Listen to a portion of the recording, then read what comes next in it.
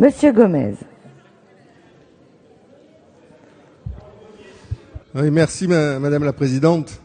Monsieur le ministre, vous avez indiqué à plusieurs reprises l'attachement profond que vous portez à notre école. Et vous avez souhaité faire de cette réforme quelque chose qui rassemble la nation. Noble ambition, vous êtes d'ailleurs plus prudent à l'oral que vous ne l'êtes à l'écrit sur le sujet. Hélas, je crains que cet objectif ne soit pas susceptible d'être atteint dans le cadre de ce qu'on pourrait appeler l'acte 1 de cette refondation. Alors pourquoi ? D'abord, parce que le terme lui-même est pétri d'ambition ou d'arrogance. Ça dépend de quel côté on se place.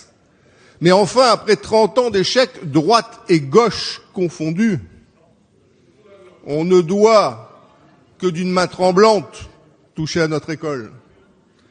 Et je crois que la première des qualités nécessaires pour mener cette refondation à laquelle nous aspirons tous, c'est bien évidemment l'humilité.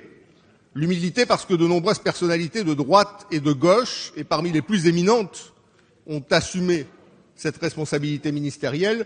Humilité parce qu'au total, la dernière décennie n'a pas vocation qu'à être vilipendée.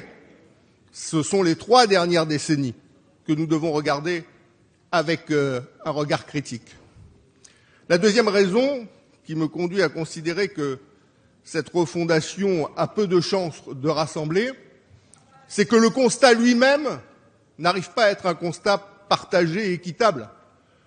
Dans l'annexe, nous regardons à 3 reprises un règlement de compte à l'égard de la majorité qui a gouverné au cours de la décennie écoulée.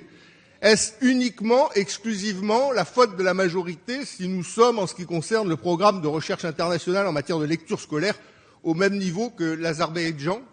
Est-ce la faute uniquement de la majorité si nous sommes, en ce qui concerne les langues vivantes, à la fin de la 3e, les derniers de la classe européenne? Est-ce la faute de la majorité si nous sommes 27e sur 34 en matière d'équité scolaire?